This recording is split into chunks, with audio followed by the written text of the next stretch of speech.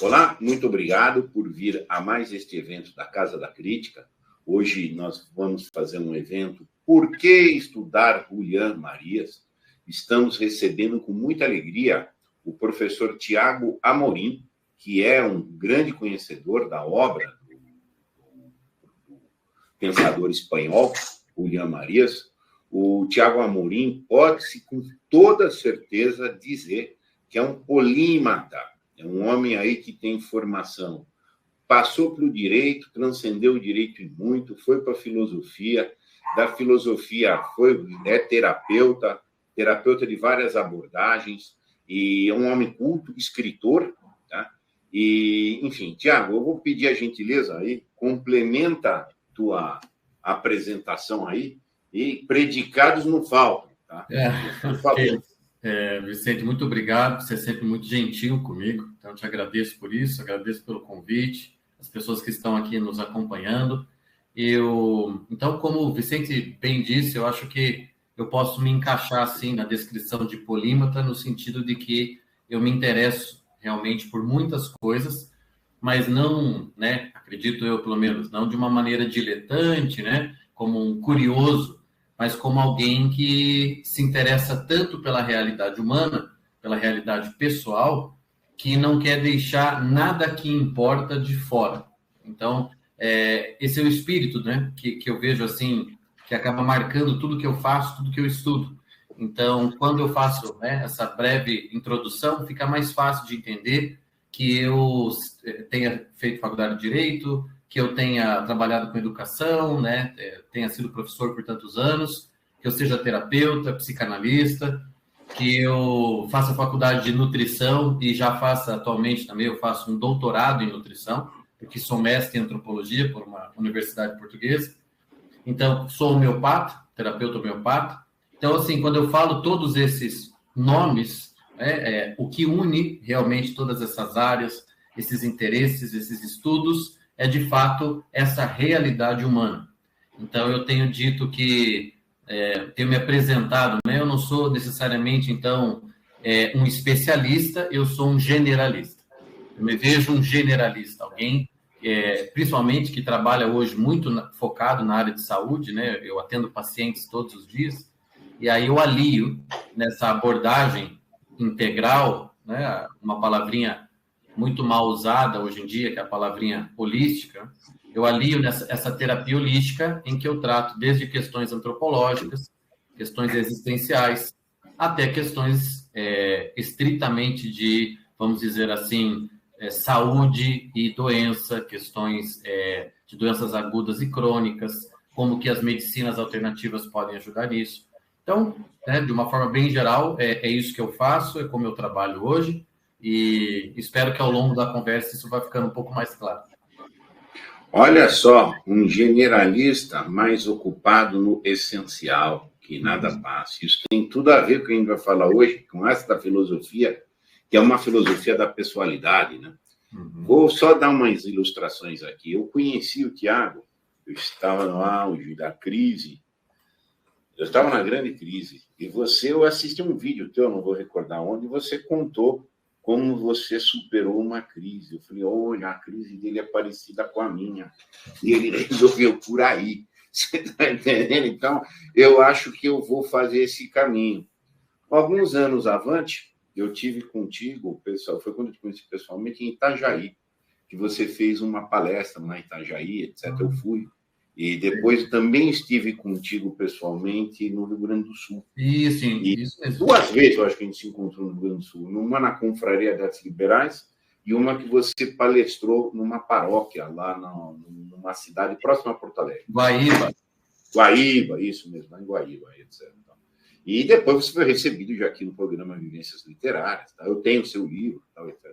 Então, o Tiago, assim, ficou claro aí para todos que realmente o termo polímata cabe muito bem a ele. Tá?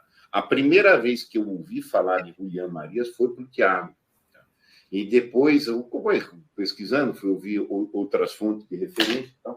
O que eu li diretamente de texto do Julián Marias até hoje é esta obra, que é uma obra muito bacana, profunda em muitos aspectos e escrita de uma maneira muito simples. Tá? O Tratado sobre a Convivência, Concórdia sem Acordo. E eu a reli hoje. Tá? Tipo, quando eu leio, eu sou aqueles que, quando lê, tá? Anota, faz, rabisca, pulsa, tudo e tal.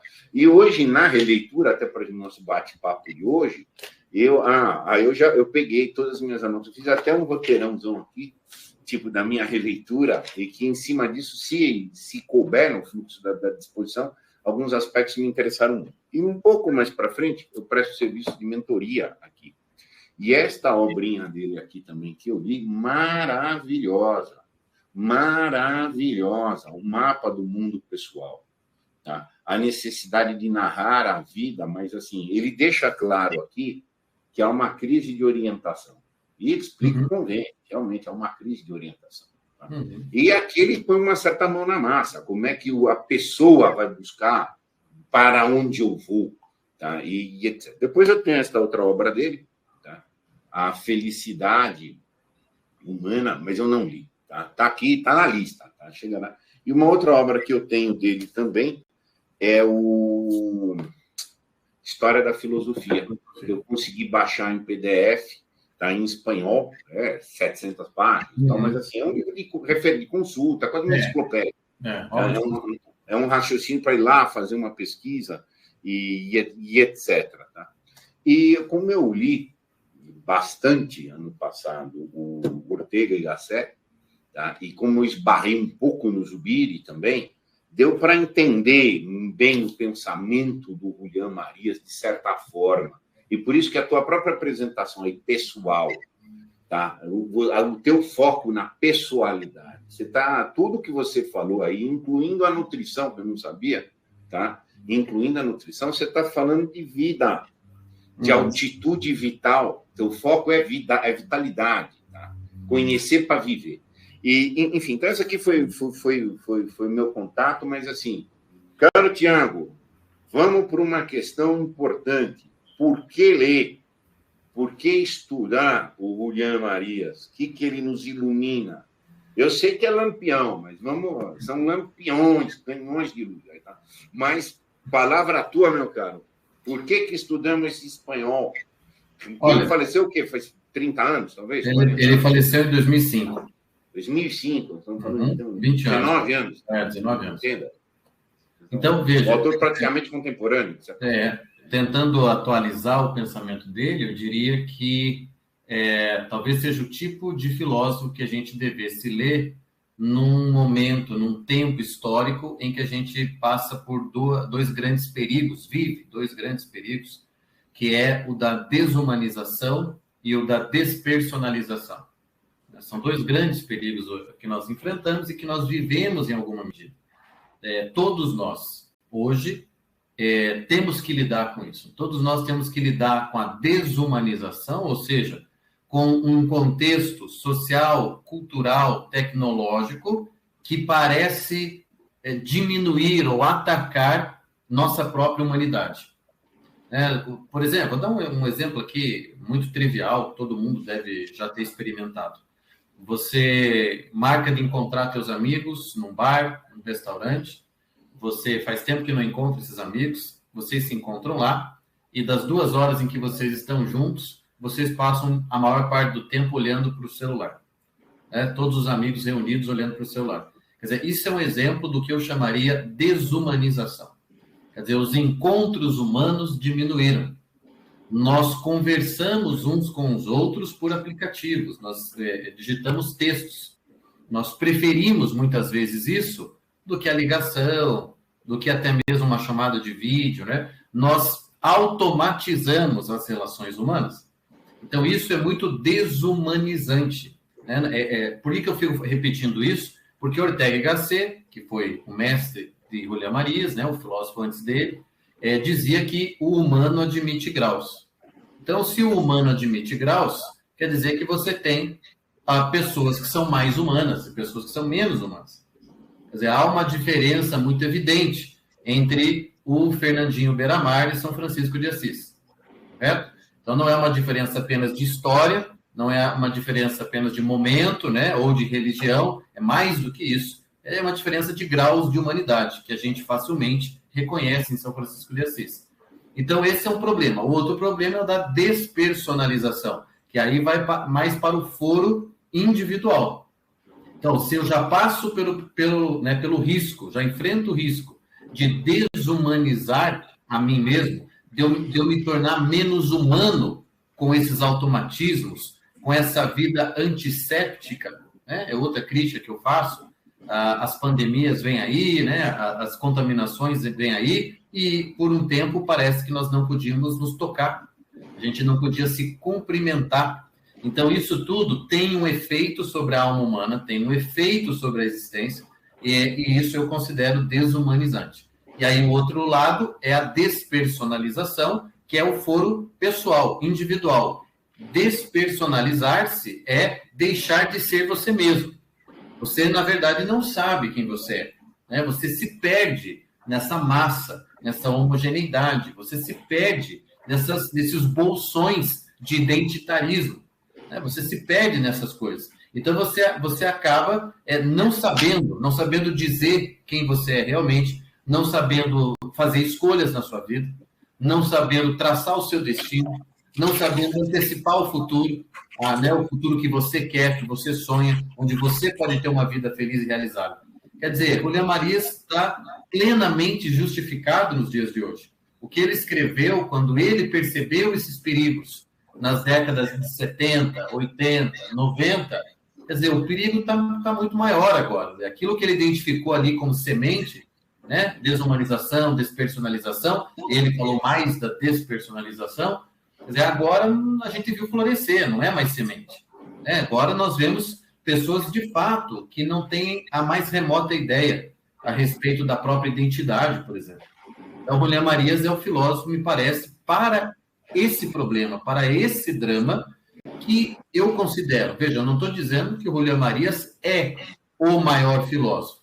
Eu estou dizendo que ele é o filósofo mais necessário. São duas coisas diferentes. Ele é um filósofo necessário para esse tempo, e porque ele é o filósofo para fazermos esse saneamento existencial, esse saneamento pessoal, né? Colocarmos de novo as coisas em perspectiva humana e pessoal.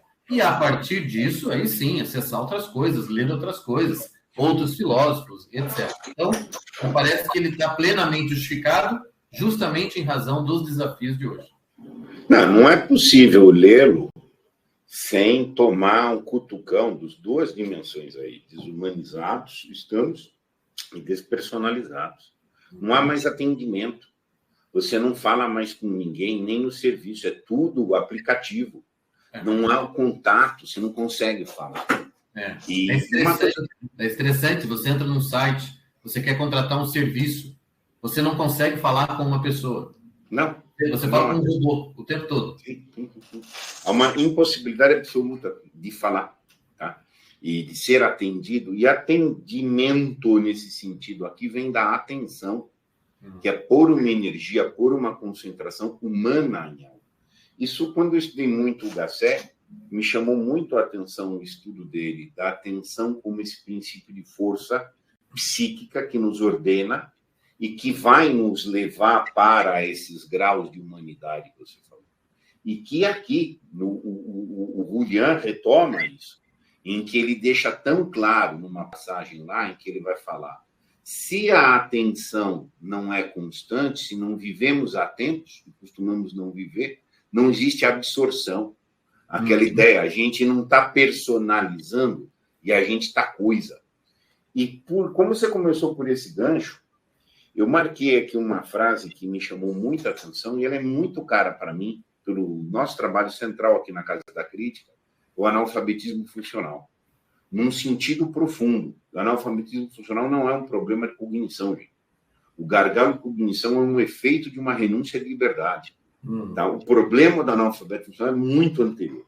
E ele tem uma frase maravilhosa que eu peguei aqui agora, que eu peguei hoje no Tratado sobre a Convivência: não ter liberdade é mal, mas é muito pior não ser livre. E aqui eu acho, não ter liberdade, estamos desumanizados. Alguém roubou a tua liberdade, alguém tomou, não te deu. Você está socialmente desumanizado. Sim. Mas não ser livre é o que ele vai falar, vontade de submissão. E é o cativo voluntário. E as pessoas estão vivendo cativeiros por vontade. Estão.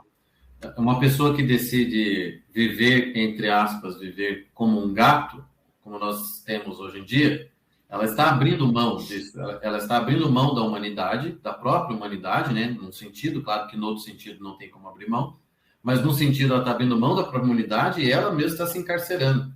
Tem uma outra versão dessa frase dele que você leu, que está em outra obra dele, não vou lembrar em qual delas aqui, mas eu me lembro de ter lido uma versão que era muito parecida, em que ele dizia: pior do que estar cativo é ser cativo. Então, pior do que estar é ser. Então, uma paráfrase da frase. Uma coisa, por exemplo, é o sujeito, é o Viktor Frankl, dentro de um campo de concentração, prisioneiro. Outra coisa é o que ele fazia dentro dele mesmo e na vida interior dele, em que nazista nenhum conseguia entrar. Quer dizer, uma coisa é eu ter ausência de liberdade física. E claro que isso é terrível, claro que nós não queremos passar por isso, claro que nos amedronta, nos preocupa a situação, né? Por exemplo, a própria situação política brasileira, a gente não sabe onde isso vai parar, porém, pior do que isso, é você permitir que esse aprisionamento aconteça dentro de você, em que você fique aprisionado em termos de ideias, pensamentos, sentimentos, volição, né? Porque a vontade é a expressão de um homem livre. Apenas homens livres têm vontade. As pessoas que não são livres, elas não têm vontade, elas têm desejos, elas têm reflexos, elas têm automatismos. Né? Eu sempre digo, uma pessoa, nós estamos no tempo quaresmal, por exemplo, né? E a gente faz as famosas promessas de quaresma, os sacrifícios de quaresma, por exemplo, e às vezes são sacrifícios que têm a ver com algo que você come, que você ingere, que você gosta. Como eu, cortei todos os doces possíveis. E o tempo todo aparece uma oportunidade para você comer um docinho, para você comer uma coisa aqui ou outra. Você entende que a gente precisa ser muito livre para dizer não. É uma noção de liberdade que as pessoas estão perdendo. Ela acha que a liberdade mas eu posso comer todos os doces. Qual o problema? Eu poder comer tudo é que é liberdade. E não, a liberdade, ela caminha junto com a vontade. Ela é também um efeito da vontade, né? Elas são efeito e causa uma da outra.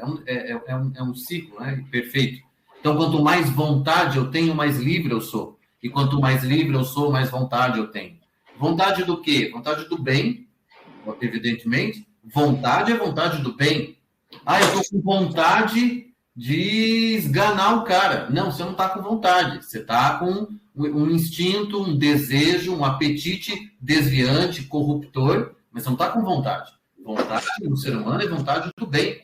Por isso que Olavo de Carvalho tão acertadamente dizia, né? Você tira o má de antes da má vontade, né? Eu estou com má vontade, e coloca o má depois da palavra vontade, para deixar mais correto. Vontade má. Olha como suaviza dizer, Vicente, eu estou com uma má vontade hoje, fica até bonitinho de falar. Agora, coloca o má depois, para você ver. Eu estou com uma vontade má. Olha só, quer dizer, quando eu não quero fazer o bem para você, eu não quero te ajudar com alguma coisa, eu estou com uma vontade má. É a perversão da vontade. Por quê? Porque ela não foi feita para isso. Vontade é vontade do bem. Então, essa frase dele, eu me lembro que quando eu li, naquela versão ali que eu contei, eu também grifei, sublinhei, anotei no meu caderno, tanto é que repito essa frase até hoje, em atendimentos, para pacientes, etc., porque eu acho ela perfeita. Né? E eu sempre lembro de exemplos, como o próprio Viktor Frankl e tantos outros que a gente conhece. Não é a minha situação física, não é a minha circunstância física que vai determinar os meus pensamentos. Eu preciso ser maior do que isso. Eu preciso ser mais livre do que isso. E um outro exemplo para concluir essa ideia é quando você vê, por exemplo, jornalistas, sociólogos, psicólogos sociais defendendo aquela ideia. Se a pessoa nasce num ambiente de criminalidade, ela se tornará criminosa. Esse é o tipo de pensamento que hoje prepondera na academia brasileira, entre intelectuais brasileiros, né? E eu acho um absurdo a gente endossar esse tipo de coisa. Existe uma predisposição? Claro que existe. Seria mais fácil para aquela pessoa também ser uma criminosa se ela está dentro do universo do crime? Com certeza seria mais fácil. Mas a liberdade humana é liberdade também para dizer não. É liberdade também para ter uma vida diferente daquela do meio no qual você está inserido. Olha só, você trouxe uma questão grande. Esse é o meu grande ponto de trabalho aqui na Casa da Crítica. O analfabeto funcional, ele renunciou à liberdade. E aí a inteligência não prospera. E agora nós estamos num movimento, num ambiente relativista. Tá? Então, o que eu quero é ser livre, porque é o que eu quero, é alguma coisa redundante. E esta é uma questão também muito bacana desta obra, porque é uma grande pancada no relativismo. Aqui está sendo colocado, é inegociável um senso de verdade. Quando ele diz assim, nada é mais perigoso do que confundir a concórdia com o acordo. A concórdia é uma outra coisa, eu vou conviver com as pessoas. É intransigência no que seja verdadeiro. Isso. Ainda que eu conviva com as pessoas, eu posso tolerar o ser humano, mas não a concepção de verdade. Essa coisa do relativismo, 2 exemplos rápidos. Um era dado pelo próprio Olavo. Olha, pergunta para qualquer relativista o que ele prefere, um tapa na cara ou um prato de comida? Né? O relativismo acaba ali. Outro exemplo aconteceu comigo, eu estava numa sala de aula só com adultos, eu tinha um curso aqui em Curitiba, no Solar do Rosário, que é uma casa de cultura aqui, e eu dava um curso lá de filosofia, muitos anos atrás, e eu estava falando justamente da verdade. E eu, claro, né, a partir da minha perspectiva, né, da forma como eu encaro as coisas, eu estava defendendo ali a perspectiva da verdade como um absoluto, um imperativo na nossa vida. E aí a minha aluna, eu vi que tinha uma aluna sentada mais ao fundo que estava lutando contra aquilo. Eu vi que eu estava defendendo a verdade com V maiúsculo, e ela estava se debatendo com o que eu estava dizendo. Até que acho que ela não aguentou, ela levantou a mão e falou, me desculpe, professor, não existe verdade absoluta. E eu olhei para ela e respondi com outra pergunta. E o que você disse agora, é verdade ou não? Então, assim, você afirmar não existe verdade absoluta, isso que você afirmou é verdade ou não? Então, você entende que você consegue, com certos estratagemas simples, né? Você consegue quebrar essas noções relativistas, essas coisas que são apenas, com perdão da expressão, são pataquadas apenas, pataquada intelectual. Quer dizer, não é sério, né? Não é sério. Você não precisa levar essas coisas a sério. Infelizmente, os efeitos são sérios. Os efeitos são nefastos. Né? Esse professor universitário que está repetindo dia após dia para o jovenzinho de 19 anos, que está fazendo faculdade de História, está fazendo faculdade de Filosofia, faculdade de sei lá o quê, Psicologia. Todo dia ele está ouvindo o professor dele dizer que não existe verdade. Então, os efeitos disso são terríveis. Né? São desastrosos mesmo para aquela pessoa, porque nenhum de nós levanta da cama sem contar com certas verdades absolutas. A gente não levanta da cama de manhã. Né? Você abre os olhos e levanta porque você parte do pressuposto que o chão existe. Entende? O chão existe, por isso que você pisa ali. Essa é uma coisa incontestável para você. Então, você não faz nada, absolutamente nada, sem partir do pressuposto de que certas coisas são inegociáveis e que existem independente do teu sono, por exemplo. Então, quando alguém intelectualmente argumenta em favor do relativismo, por exemplo, eu considero isso uma pataquada, eu considero isso apenas uma exibição, né? Uma exibição intelectual. Aquilo não tem nada a ver com a vida verdadeira do cara. Aquilo não tem nada a ver com os atos contínuos e diários dele. Ele fala aquilo porque ele pode falar, porque ele pode fazer o exercício de iludir a si mesmo e a quem o ouve. Porque no momento em que ele termina a aula, tudo o que ele faz é contando com o absoluto. Tudo o que ele faz. Ele volta para a casa dele contando com aquilo. Ele dorme contando com aquilo. Entende? Ele conta com o absoluto e com o imperativo. Mas na hora que ele dá a aula dele, ele se permite aquele teatro, aquela brincadeira. Imagina, né? Não existe verdade. Mas aquilo funciona apenas em ambiente climatizado, ambiente cuidado, como o ambiente de uma sala universitária. Nesse tipo de situação, eu gosto de invocar a frase de Santo Agostinho: a verdade não é minha nem tua para ser nossa. O que pode ser meu e seu são nossas mentiras. Você tem as suas, eu tenho as minhas, etc. Tá? Porque é mais fácil você trabalhar isso. Não é verdade, então não é mentira.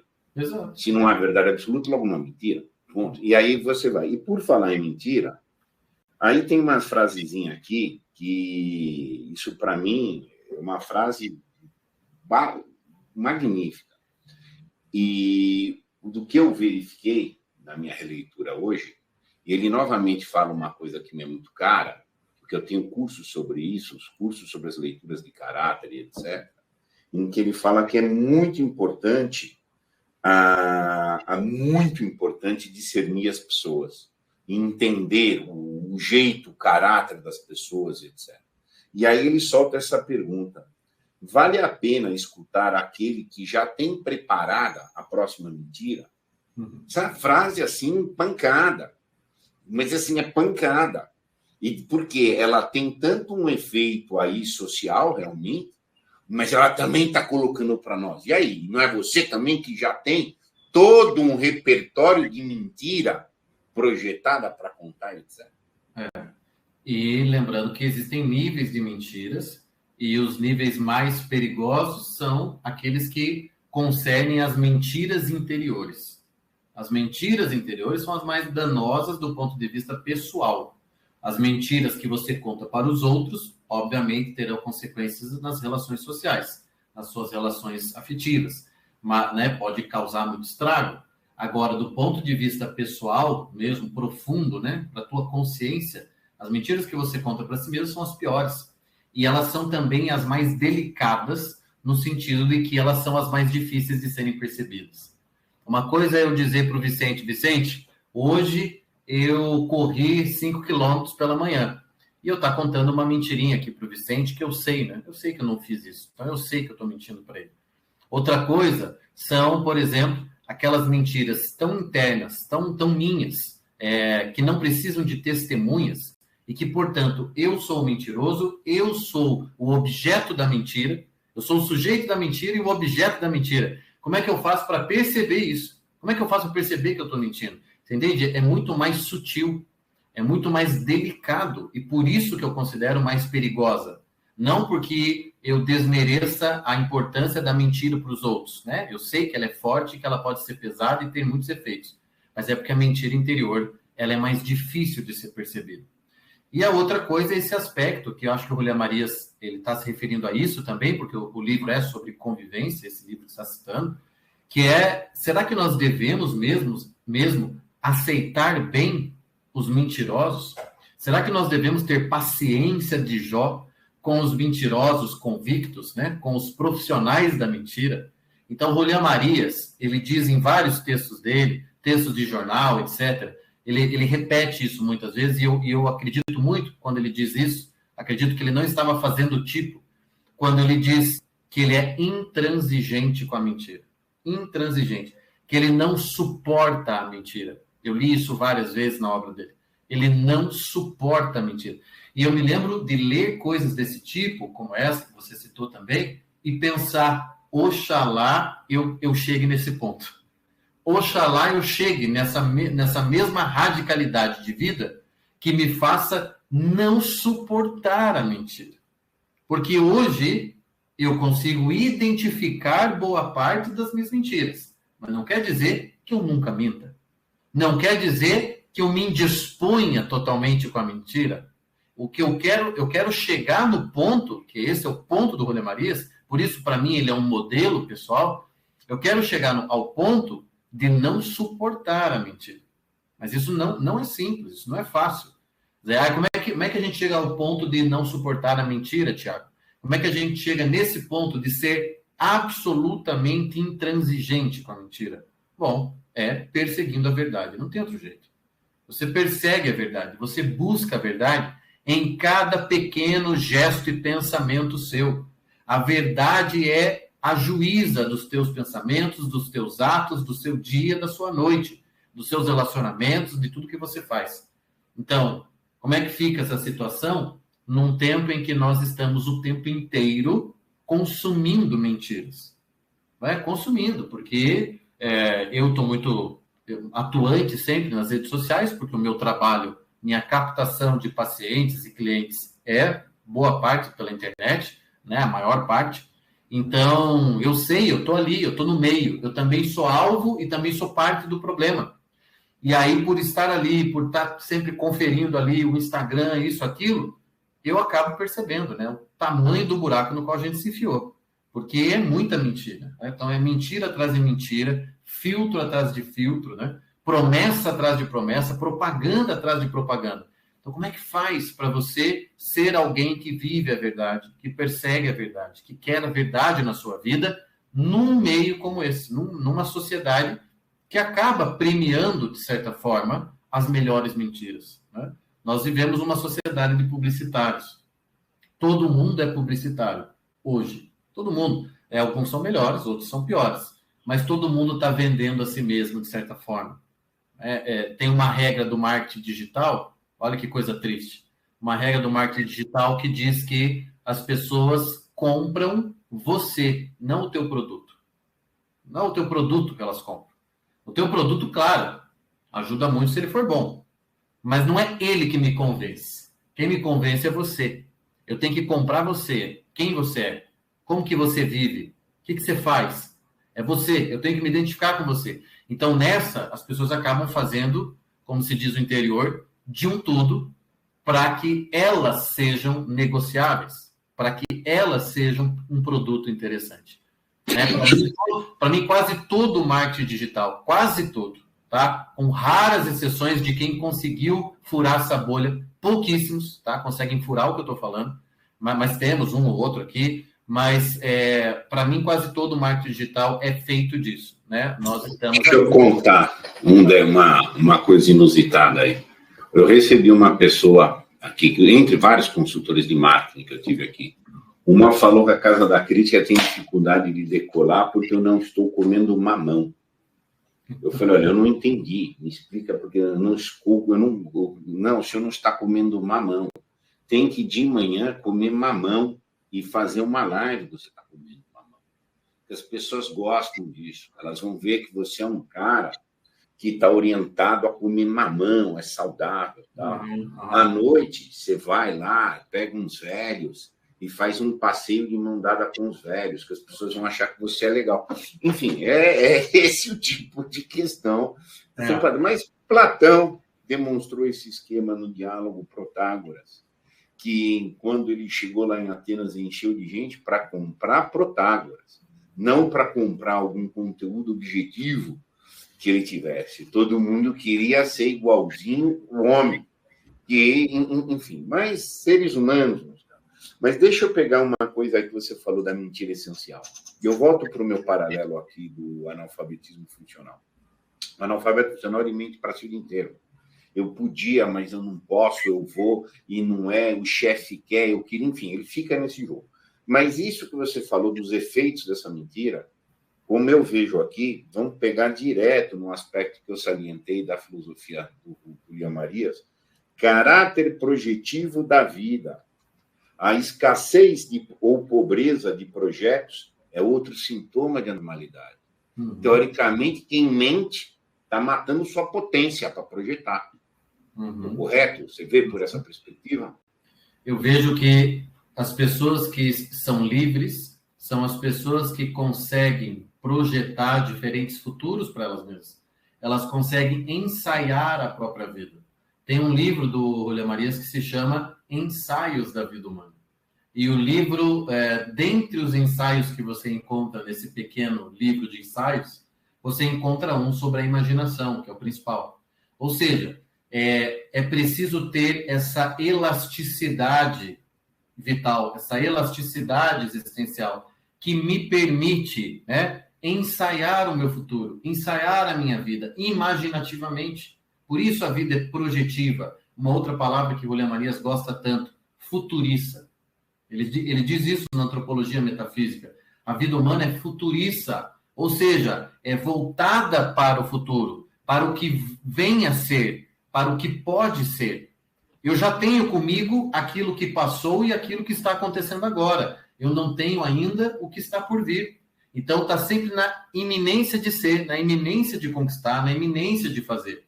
Quando uma pessoa está doente, Veja, eu trabalho, né? Falamos aqui no começo, eu trabalho hoje atendendo pacientes com diferentes queixas, desde queixas psíquicas, emocionais, até queixas físicas. Trabalho com homeopatia, etc. Então, o que acontece com uma pessoa quando ela está doente? Especialmente quando ela está emocionalmente, psiquicamente doente. Você vê, assim, instantaneamente, o horizonte dela, o horizonte de possibilidades dela reduzir. O que uma pessoa bastante depressiva enxerga para si mesma? Só um futuro. E esse futuro não é nada bonito. E aquilo vai sendo retroalimentado pela condição, pelo momento depressivo dela. Então, a coisa mais difícil de você fazer com alguém que está psiquicamente doente, por exemplo, é você introjetar outros cenários. Ela tem que entender e ela tem que aceitar, mais do que qualquer coisa, ela tem que entender e aceitar que ela pode ter uma vida diferente. Que as coisas podem acontecer de outra forma. Que o futuro pode ser melhor, mais bonito, etc, etc. Então, isso é muito difícil numa pessoa depressiva, é muito difícil num neurótico. Neuróticos são rígidos psiquicamente. Então, você vê que esse caráter projetivo da vida humana, que é condicional, também é facilmente perdido. Julián Marias está fazendo uma descrição de algo que é condicional. Porém, como tudo na vida humana, você pode abrir mão. Caminhar, andar nas duas pernas é condicional, mas eu posso abrir mão disso. Eu posso ficar andando de 4, como esse pessoal que tenta imitar animais e ficar de 4 o dia inteiro. Você entende que não adianta ou não basta eu dizer, isso aqui é condição humana. Projetar-se é condicional, ok. Mas é que o ser humano é livre, radicalmente livre, para abrir mão disso.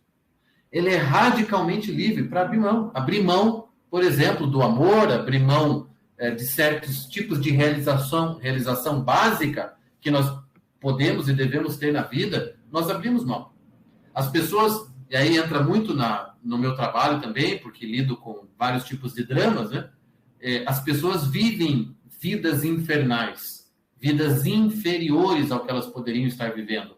E eu vou dizer para você, Vicente, vai chocar a audiência, 90% delas vivem isso porque querem. Porque querem. Ninguém obrigou a pessoa a estar numa vida inferior. Ela se colocou naquela condição. Você vai ver a história da pessoa, você pede para ela contar, fazer a narrativa, e fica evidente que ela foi conduzindo a si mesma para aquele lugar onde hoje ela está lá, ressentida, triste, ou indignada, ou com raiva, um lugar que ela mesma procurou. Eu arrumo, Tiago, quilos de inimigos aqui, toneladas de inimigos, porque o que você está dizendo chama masoquismo. E no sentido amplo, há uma visão das pessoas que masoquismo é só aquela questão de perversão sexual na cama, etc. Não, o masoquista é esse cativo. E só o fato dele renunciar à liberdade, ele já é masoquista. Eu afirmo aqui dentro toneladas de inimigos, porque eu afirmo que o caráter geral do analfabeto funcional é o caráter do masoca. Ele é um masoca, porque ele tinha a opção de sair na maioria das vezes. Mas a gente vive uma cultura que, inclusive, o Julián Marias, o Ortega y Gasset já falava, a cultura do mimado. Há de ter um culpado fora de mim para o meu problema. Eu que abri mão da minha liberdade, mas tem que ter alguém para eu dizer que, enfim... E aí continua o ciclo da mentira.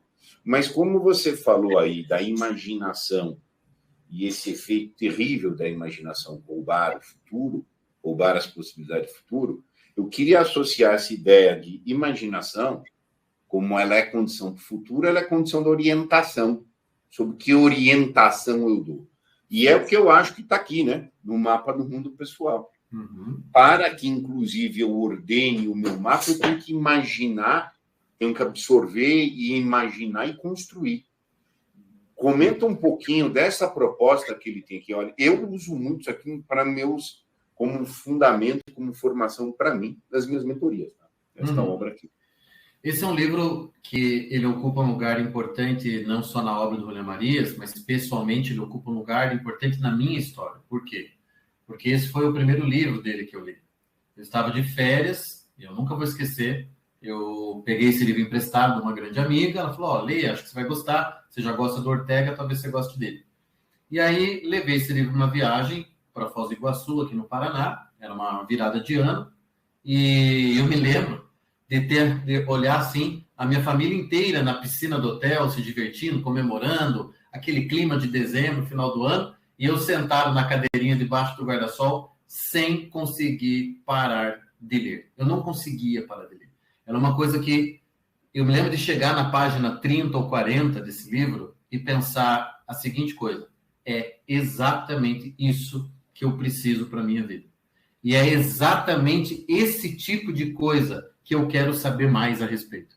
Então, foi um encontro que eu tive. Eu costumo dizer que quando eu li esse livro, eu tive um encontro com Julián Marías e um encontro com uma antropologia filosófica que eu não conhecia, que eu não tinha visto, nem mesmo em Ortega y Gasset. Ortega tem vários interesses, né? Mas dessa maneira eu não tinha visto. E aí esse livro, ele é basicamente uma cartografia do mundo pessoal. É uma cartografia. Quando você começa a ler o livro, você vai capítulo a capítulo, você vai ganhando meios, você vai ganhando instrumentos para você fazer a sua cartografia pessoal. Ou seja, a imagem é perfeita em si mesma. Você consegue percorrer o terreno da própria vida. E por que eu devo percorrer o terreno da própria vida? Porque, mapa do mundo pessoal. O pessoal está perguntando o nome do livro. Mapa do mundo pessoal. É um dos principais do Julián Marías. Você precisa fazer essa cartografia, porque sem reconhecer a tua vida, sem percorrer os espaços da tua própria existência, da tua própria pessoalidade, como é que você vai ser projetivo? Como é que você vai se orientar? Como é que você vai fazer uma escolha na vida? Então, o Julián Marías me ensinou, e esse livro é importantíssimo para isso, Julián Marías me ensinou a fazer esse reconhecimento básico, fundamental, que as pessoas hoje não fazem, Vicente. Pelo menos a grande maioria não faz. E é por isso que as pessoas acabam se perdendo em certos destinos que elas, no fundo, não queriam. Mas por que ela vai? Porque fulano foi, porque Beltrano disse que era bom, porque está todo mundo estudando isso daí. Eu, por anos e anos, fui o único que estava falando todo santo dia de Julián Marías. Meus amigos, grandes amigos meus, olhavam para mim, pô, Thiago, tudo bem, vai, mas tem coisa mais interessante. E estavam lá, lendo Aristóteles, Platão, e isso e aquilo. Muito que bem, que bom para eles, que maravilha. O meu destino era ler Julián Marías. E eu tinha certeza do que eu estava fazendo. Tinha certeza. Então, a gente chegava a conversar, reunia lá os amigos, todo mundo estudava muito. Época do Instituto Olavo de Carvalho, por exemplo. Estava todo mundo estudando coisas interessantíssimas. E eu era o samba de uma nota só. Os caras passavam um ano, passavam dois. Thiago, e aí, o que você está lendo agora? Agora eu estou revisitando Persona, do Julián Marías. Eu era o samba de uma nota só, Vicente. Claro que, óbvio, eu exagero aqui para dar tinta ao que eu estou falando, mas eu estudava História do Brasil, estudava outra coisa. Eu nunca consegui estudar só uma coisa. Mas o mote principal da minha vida de estudo, por anos, foi Julián Marías. Por anos foi Antropologia Filosófica. Eu quero registrar aqui meu testemunho. Eu acompanhei essa fase, era aí há 10, 15 anos atrás, quando eu despertei também para o estudo, e o único, como eu falei, o único que falava de Julián Marías era você. E falava muito. Quando eu estive contigo lá em Itajaí, você palestrou, não vou lembrar do que você palestrou, tá? Mas assim, era Julián Marías, o Julián Marías, e o Julián Marías, e o Julián Marías. Mas você tirava do repertório de Julián Marías tudo. Aí que eu, inclusive, fui ler. Sim. Eu posso dizer... É o precursor, sem dúvida. Eu fiz o tour, né? Pelo Julián Marías. Eu realmente, acho que todos os livros dele que eu tenho aqui na minha casa estão lidos e relidos. E não tenho a obra completa, porque algumas coisas no Brasil realmente você não encontra. Eu acabei comprando coisas de fora também ao longo dos anos. Eu fui fazendo, né? Tudo assim, sebo, etc. Coisa vinda da Argentina, da Espanha. Quando eu morei em Portugal, daí aproveitava que viajava por lá e ia comprando coisa e tal. Mas não consegui montar a biblioteca inteira ainda. Mas eu posso dizer que eu conheço, sim, o pensamento do Julián Marías, consigo dar aulas, consigo dar cursos, apenas não é o momento da minha trajetória hoje, né? A minha trajetória hoje é ter o Julián Marías como um background. Ele é um background para mim. Ele é uma, digamos assim, uma lupa. Tá? Ele é uma lente para mim. Assim como eu tenho outras lentes. E eu acho importante que as pessoas escutem isso. né? Você pode ter lá teus autores preferidos, com certeza. Você pode ter os autores com os quais você mais se identifica, né? Digamos, você é um psicólogo e você se identifica muito com Jung, tudo bem, no big deal, como dizem. Porém, olha, conselho aí de alguém que está com 41 anos e há pelo menos uns 20 está estudando. Leia outras coisas, acesse outras coisas. Não tenha censura. Eu acho que o Brasil hoje, falando bem de um problema que eu acho que é nosso, o Brasil hoje ele está ávido por intelectuais, por exemplo, que não tenham censura intelectual. Porque censura intelectual é uma das coisas mais estúpidas que existem. Eu não vou ler Bukowski. Por que você não vai ler Bukowski? Porque tem muito palavrão e pornografia. Eu não tenho a menor paciência com esse tipo de coisa. Não tenho a menor paciência. Eu acho isso de uma estupidez tão gigantesca. Eu não vou ler o fulano. Por quê? Porque ele não é de direita. Ai, meu saco. Você não vai ler um monte de gente interessante. Deixa eu contar para você que os esquerdistas, quando eles conseguem, eles são mais interessantes que os direitistas. Então, você não vai ler um monte de cara. Se eu te contar os pormenores da vida de Camões, Camões não passa no teu crivo. Não passa. Assim como o Bocage não passa. Assim como um monte de gente não passa. Assim como o Henry Miller não tem como passar. E aí, quando você vê esses caras de perto, a vida deles, é isso que eu digo.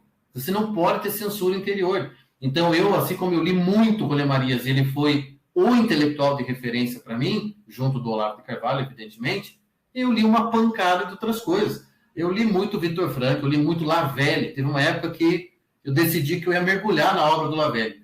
E fiquei, olha, e não foi fácil, né? Porque para ler Lavelle eu tive que aprender francês, porque eu não conseguia, né? Em Lavelle a gente tem uma outra coisa traduzida. Hoje tem mais, influência do Olavo, mas a grande parte da obra dele, a maioria está realmente em francês, você encontra alguma coisa em inglês.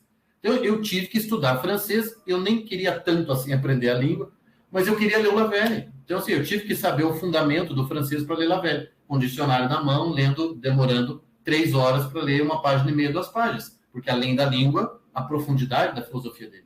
Então, o que eu estou querendo dizer é, não tenha censura. Esse vai ser o meu próximo do Lavelle, que eu também sou um leitor habituado do Lavelle. Esse livro é uma pancada. Assim como a Presença Total. É um exemplo que eu sempre dou, esse exemplo, Vicente. Eu comecei a ler a Presença Total, deve ter uns 10 anos, tá? Pergunta se eu terminei. Não terminei. Por quê? Porque o Presença Total, eu vou lá, leio uma página, fecho. Aquilo ressoa. Aí passa um tempo, meses, eu lembro do Presença Total. Vou lá, leio uma página, 2, releio o começo. Nessa deve ter uns 10 anos que eu estou lendo Presença Total. E eu desconfio de alguém que possa dizer, eu li Presença Total. Entende? Sentei e li. Em uma semana eu li Presença Total. Não leu. Você conheceu as palavras do livro, você não leu o livro. Então, não querendo fugir do assunto, mas só para reforçar, é importante que a gente tenha essa abertura de alma, né? Até o nome do meu primeiro livro, Abertura da Alma. Que a gente não tenha essa censura, que a gente, sabe, eu nunca li os espanhóis, ou eu acho que os espanhóis são filósofos menores. Tá, mas se você precisa saber aquilo, ou se aquilo pode trazer um pouco mais de perspectiva, afinar a tua perspectiva para reconhecer a realidade humana, por quê? Por que você não vai ler? Porque é um filósofo menor, entende? Eu leio um monte de escritores que são chamados de escritores menores. Eu não tenho nenhum problema com isso. Aliás, eu vi várias passagens aqui que o próprio William Marias chama a atenção para o risco, nem do provincianismo, mas do aldeamento, feito ele mesmo fala. E ele dá umas pancadas dentro da ideia do fanático e etc. Perfeito. Bom, eu queria te pedir o seguinte, meu caro, e aí? Quem vai chegar agora, está chegando, nunca leu William Marias, por onde que começa a ler o William Marias? Começa por isso. Eu esse. te pedir 2 coisas. Por onde começa e qual que é o creme? Qual que é o creme de la creme? Eu começaria como eu comecei sem saber o que eu estava fazendo, né? Quando eu li o primeiro livro, mas acabou sendo a melhor maneira. Então, eu começaria pelo Mapa do Mundo Pessoal. De fato, eu acho... Veja, não é uma obra filosófica, não é a obra filosófica mais importante, mas é a mais clara, didática e no sentido assim, de deixar para você muito, muito transparente mesmo. O que é que você deveria estar olhando, por onde você deveria estar indo, intelectualmente e pessoalmente falando. Então, é uma antropologia. Então, eu começaria por esse. gostando, e veja, qualquer pessoa consegue ler esse livro, tá? Você tendo vontade, você querendo saber o que está escrito, o livro Julián Marías era, acima de tudo, escritor. Ele se identificava assim. Quando perguntavam para ele, o senhor é o quê? Ele não respondia filósofo, ok? Ele respondia escritor. Tal como Gilberto Freire. Aliás, Julián Marías escreveu um necrológio de Gilberto Freire, porque os dois eram amigos. E no necrológio, Marías escreveu: fiquei muito feliz quando descobri que Gilberto Freire se identificava como escritor, assim como eu. Então, assim, ele é um escritor. O que eu quero dizer com isso? Os livros dele são extremamente bem escritos. São extremamente claros, são elegantes. São livros elegantes. Isso, numa obra filosófica, minha gente, isso não é a regra. Porque filósofo não está tão preocupado assim em ser claro na construção verbal dele, né? Nas frases dele. Então, Julián Marías é extremamente elegante, é de uma leitura tão prazerosa, tão deliciosa. Então, começaria por esse, depois leria o livro filosófico dele, que é a Antropologia Metafísica. Então, é a obra, a magnus opus dele, é Antropologia Metafísica. Esse eu devo ter lido, sei lá, umas 3 vezes, pelo menos, em diferentes momentos da minha vida. E ali que está o original do Julián Marías, entende? O que de pensamento original mesmo dele está em Antropologia Metafísica, que é uma obra da década de 70, se não me falha a memória, 77. E depois de ter lido isso, e aí você teve uma boa imagem de Julián Marías, aí depende do teu interesse. Digamos que você é mulher e gostaria de ver o que Julián Marías tem a dizer sobre as mulheres. Então, eu iria na direção de 2 livros. A Mulher e Sua Sombra, que é maravilhoso, e um outro que me ajudou muito, que se chama A Mulher no Século XX. Então, esses 2, se você é mulher, quer entender mais ainda a respeito da feminilidade, da função da mulher, etc., do papel da mulher, do simbolismo da mulher, você vai nessa direção. Se você quer ir na direção, por exemplo, do estudo da pessoalidade, aí eu indico outras 2 obras. Uma se chama Persona, e a outra, que eu não sei se tem tradução brasileira, e, aliás, A Mulher e Sua Sombra não tem tradução brasileira, é só espanhol mesmo. E a outra que eu indico é A Perspectiva Cristã, também do Julián Marías. Essa também é uma pancada para quem é cristão, para quem é católico, deveria ler esse livro, me ajudou muito também. E aí tem livros mais para quem se interessa, visões sociológicas, por exemplo. Um livro importantíssimo dele se chama A Estrutura Social. Ali você vai ter o correlato da antropologia pessoal, você vai ter ali uma sociologia, que é uma coisa que você também não vai encontrar em outros autores sociólogos. Então, acho que essas seriam as obras mais interessantes. Para quem gosta de filosofia, tem que ler também o livro que o Vicente comentou, A História da Filosofia. Aliás, nesse História da Filosofia, que é o primeiro livro que ele publicou, ele precisava ganhar dinheiro, né? Ele era um estudante, estava entrando, se não me engano, entrando no doutorado, e aí precisava ganhar dinheiro, ganhar a vida, tinha se casado, e aí o próprio Ortega sugere que ele escreva uma história da filosofia, uma coisa bem didática, bem boa, para ele ganhar uma graninha, né? Para ele se sustentar.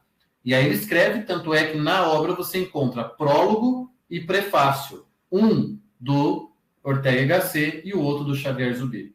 Então, 2 mestres do Julián Marías chancelando a obra dele, que como obra de história da filosofia, vou te dizer, é um negócio.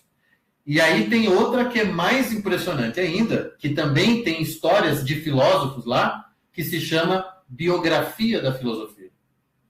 Biografia da Filosofia é para quem quer olhar a história da filosofia de uma outra perspectiva, de como as ideias foram sendo geradas na pessoa do filósofo. Então, você vai ter ali vários filósofos sendo tratados por Julián Marías e como foram as gêneses dos seus pensamentos, como componente biográfico. É um negócio também que não vi nada igual, então acho que valeria a pena também mencionar aqui. Algo extraordinário, porque eu não conhecia essa obra dele, mas, assim, mostra que ele vai se ocupar do drama, né? Ele, a rigor, ele tem uma filosofia da dramaticidade humana. E isso é uma das formas que eu digo que é das mais adultas de leitura. Quando a gente depara com um autor e compreende a alma que estava por trás, os dramas que ela agitava, parir aquela obra. Tá? Esse é um movimento, por exemplo, que eu tento achar, eu estudo muito Rosa, Guimarães Rosa, e eu tento compreender a alma dele em certas coisas. Sim. E o que estava aqui, que alma que estava por trás para gerar isso. Eu não conhecia, está na lista aí, e eu vou. Mas uma coisa curiosa, que você tocou aqui nos estudos sociais, toda a escola de Madrid que eu conheci, pelo menos, mas assim, também o Julián Marías, eles falam muito da Espanha. E eles falam da Espanha como a gente está vendo no Brasil. Porque a televisão é uma fábrica de mentira. Porque eu não sei o quê. Mas assim, é muito elucidativo a compreensão da reflexão social deles para a gente compreender a nossa sociedade também. Assim, claro. Muito. Aquela frase do Gasset, a Espanha é uma fraude, tudo é uma grande fraude. E o Estado é uma fraude, a educação é uma fraude, etc. Mas não é uma coisa panfletária, é uma coisa maturada e fundamental. Isso é muito lúcido para a gente ganhar lentes aí, como você mencionou. Quando eu resolvi mergulhar, né, nesse pensamento espanhol do século XX, então acabei lendo, né, Julián Marías, lendo Ortega e as adjacências também, no sentido de que eu fui lendo obras de outros pensadores espanhóis e fui lendo também as gerações anteriores. Então, foram realmente anos de dedicação, foi o meu projeto por muitos anos, e aí eu acabei chegando na geração de 98. A geração de 1898 é a geração de Miguel de Unamuno, é a geração de Pío Baroja, é a geração de uma galera, de altíssimo nível. Só que o que acontece? A geração de 98 é uma geração ressentida em que sentido? A Espanha, para eles, era uma nação inferior na Europa. Quando você vai ler os livros desses caras e o que eles trocavam de cartas, pensamento deles, entre eles, os irmãos Machado, por exemplo, Antônio Machado, poeta, o que eles diziam entre eles é que a Espanha não tinha importância no cenário europeu, quando comparada com a França, quando comparada com a Inglaterra, quando comparada, enfim, a Alemanha. Não se produzia filosofia em espanhol. Então, a geração 98, ela mapeia isso e ela produz as primeiras obras, vamos dizer assim, que vão permitir à geração seguinte, aí sim, a geração de Ortega y Gasset, fazer filosofia, produzir um tipo de pensamento com a identidade espanhola. Não é exagero a gente dizer que José Ortega y Gasset é o primeiro filósofo espanhol que produz filosofia em espanhol. Porque nós tínhamos antes filósofos, claro, nascidos no reino espanhol, mas que acabavam escrevendo em outras línguas. Ou porque ainda estávamos numa época da predominância do latim, ou porque acabavam já escrevendo em francês. Acabavam escrevendo em alemão. Estudavam. O próprio Ortega estudou na Alemanha. Ele foi colega de Heidegger. Ele estudou na Alemanha, ele ficou anos estudando Kant. A língua de Ortega na academia era alemão. Quando Ortega volta para a Espanha, ele fala, chega, está na hora da gente fazer um negócio espanhol. Então, por que eu estou contando isso? Porque para essa geração incrível de pensadores e artistas, somando a geração de 98 com a geração do Ortega, a Espanha não era nada. Olha só, olha como eles eram, hein? Imagina, nós temos até inveja da Espanha da época. Mas eles julgavam a Espanha como menor, como uma intelectualmente atrasada. Tudo isso está documentado numa obra chamada Geração de 98, de Pedro Laíntraub, que estudou essa geração e mostrou isso. O quanto os espanhóis se sentiam inferiores, o quanto eles não viam um futuro para a Espanha. Porque a Espanha tinha perdido todas as colônias na América. Em 1898, ela perde Cuba, que é a última. Então, o que acontece é que a Espanha estava sem futuro, sem direção. E esses pensadores é que deram parte desse futuro, dessa direção, claro. Depois do que a sociedade espanhola fez com isso, é um problema da sociedade espanhola, mas os seus intelectuais fizeram a parte deles. Eu faço o paralelo com o Brasil. Eu faço esse paralelo. E eu fiz esse paralelo diante do Olavo de Carvalho, porque nós estávamos num encontro europeu em 2018, era o encontro do Seminário de Filosofia na Europa, eu participei dois anos seguidos como palestrante, e em 2018 nós fizemos uma live com o próprio Olavo. E aí eu falei, pedi para que o Olavo comentasse isso e falei, Olavo, para mim existe esse paralelo, para mim o Brasil está nessa situação. Qual situação? Análoga da Espanha. Necessitada de uma geração de artistas e intelectuais que pensem brasileiramente, a brasileira, com língua brasileira, com forma mentes brasileira, pensem o país e o futuro do país. Que abram campos para nós, campos de atuação, etc. Eu falo isso, sei lá, mais de 10 anos. Olá, enfim, falar, não sei se é isso, fez o comentário dele, mas eu continuo achando que é isso, que é uma analogia possível que a gente pode fazer, e eu continuo achando que nós não temos essa geração ainda. Continuo achando que nós não temos a quantidade e a qualidade de intelectuais e artistas brasileiros fazendo esse trabalho que os espanhóis fizeram 100 anos atrás. Concordo. A escola de Madrid surgiu, ainda precisa sair a escola do Brasil, né? E, enfim, concordo que ainda não há essa escola. Tá? E, enfim, mas concordo que socialmente a gente está tão desorientado quanto estava a Espanha na época que eles escreveram. Uma crise de orientação. Essa perspectiva, esse viés de orientação é muito rico. Tá? Enfim, por que estudar o Julián Marías? Para se orientar melhor.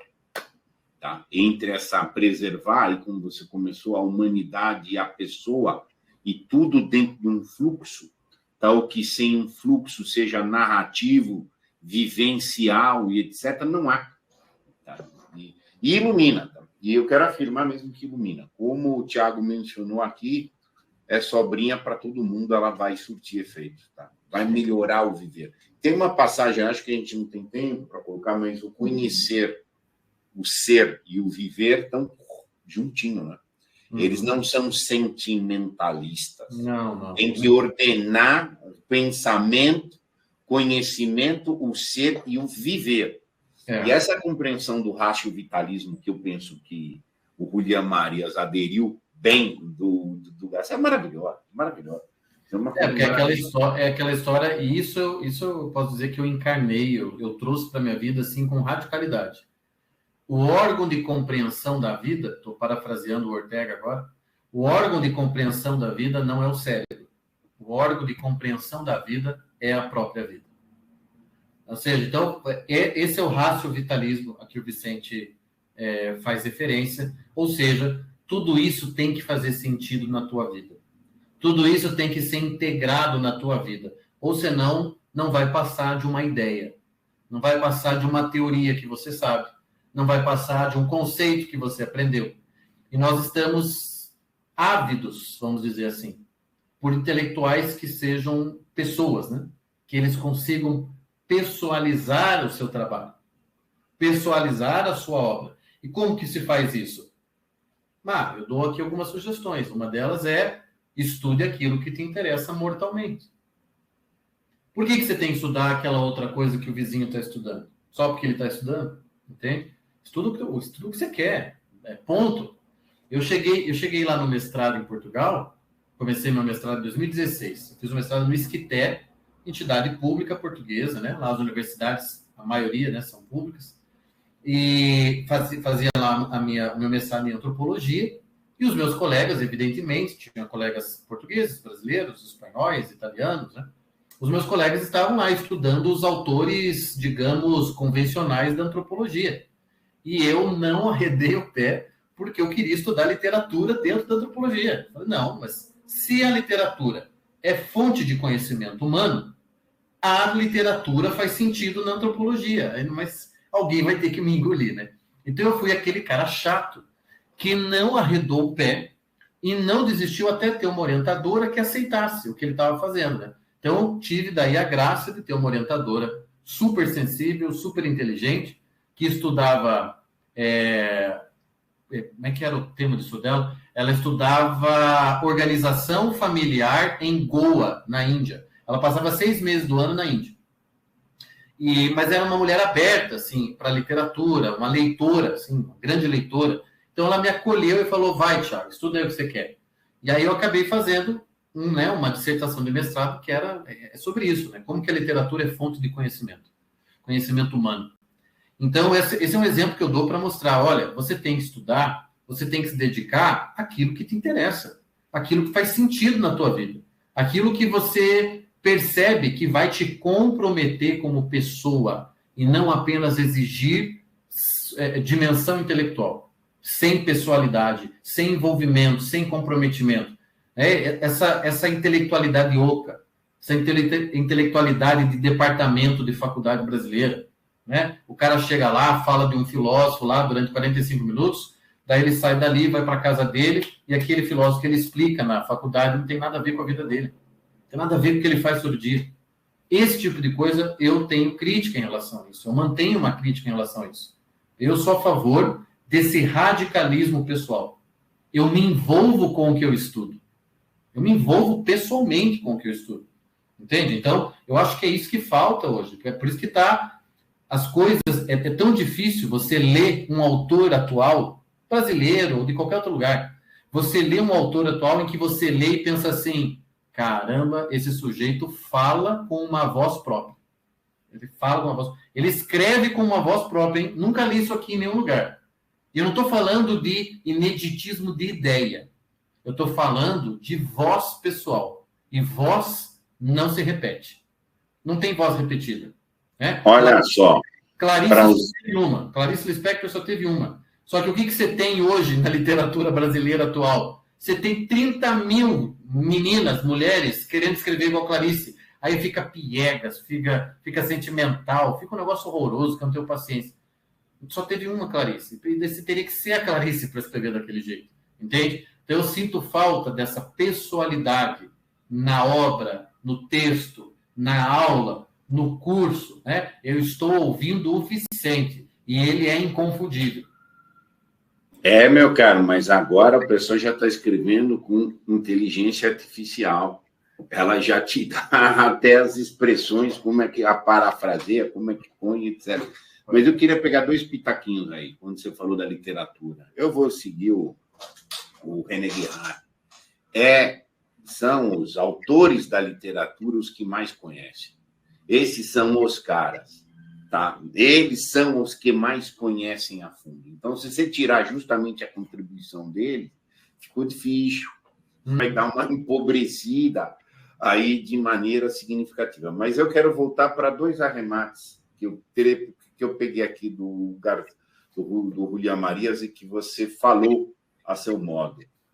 Me envolvo. Ok.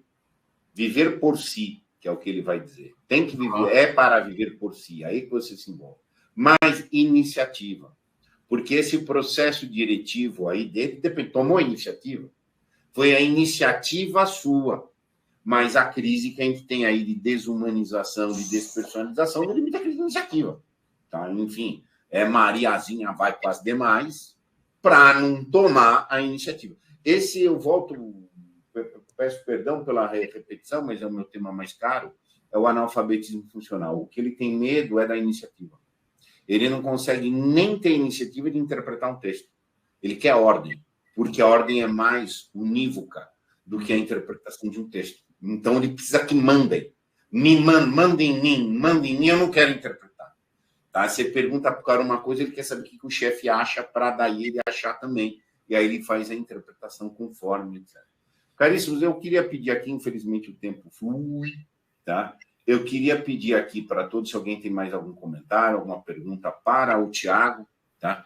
E eu só vou fazer mais uma última consideração minha. Eu tinha preconceito, antes de conhecer o Ortega y Gasset, com o ratio-vitalismo, porque eu interpretava o ratio-vitalismo com um ranço do vitalismo. Como se fosse meramente um vitalismo nietzschiano, aquela coisa tal. E, o cara vai ver que vai outro relativista, e etc. Tal. E, enfim, até quando eu entendi o ratio-vitalismo, os níveis de altitude vital, acho maravilhoso. Uma preciosidade. Tiago, mais alguma consideração de fecho para nós aí? Não. Depois desse olé que você deu aqui para nós, que vai sair um monte de leitor de Julián Marías. Não, só agradecer mais uma vez. Fazia tempo que eu não falava sobre ele, assim, como, né, exclusivamente, um tema, um momento dedicado para ele. Então, isso sempre é importante porque mantém atualizado, né, dentro de mim também um pedaço da minha história, que é um pedaço considerável, que é esse em que eu dediquei quase que exclusivamente ao estudo da obra dele, dos autores que conversavam com ele, ao cenário cultural espanhol, tive que estudar também história da Espanha, etc. Então, isso tudo é bom, né? Mantém tudo aqui fresco e atualizado, e dizer para as pessoas que a gente precisa de mais generalistas, a gente precisa de pessoas interessadas em mais coisas, que consigam pensar um pouquinho fora da caixa, como a gente diz, que consigam fazer conexões onde aparentemente não há conexão, lembrando que a realidade inteira é ela uma grande conexão de pequenas realidades. Então, as coisas não estão em separado na realidade. Isso eu costumo dizer, para que você perceba a relação entre mineralogia e simbolismo, basta você lembrar que, na realidade, elas estão juntas.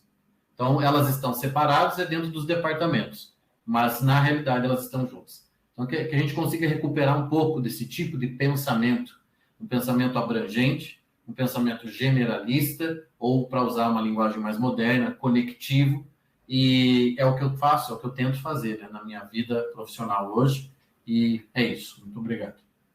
Caro, muito obrigado, tá? Quero agradecer novamente. Meu caro, tu tens um problema, que tu carregas um baú muito rico, e quem carrega esses baús muito ricos tem que abrir o baú para doar um pouco. Quem doa, inclusive, o baú fica mais suportável. Você está mais do que convidado para vir abrir seu baú aqui, outras oportunidades. Muito obrigado. Tá? Você, como eu disse, tu és um polímata, e, enfim, e agora vais entrar na nutrição. Recentemente eu comecei a pescoçar nos assuntos, mas é o intestino, o segundo cérebro, e tudo, etc. E que parece que é um debate promissor, tá? Uma tese promissora, tá? E etc. Enfim, então, meu caro, portas abertas aqui da Casa da Crítica. Obrigadão, viu? Obrigado mais uma vez. Sucesso para a Casa da Crítica, sucesso para você. Sei do quanto você é dedicado, quanto você quer fazer coisas boas. Só torço para que mais gente se aproxime, mais gente acompanhe a Casa da Crítica, e estamos aí, o que der e vier. Muito obrigado ao público e até a próxima. Até, abraço.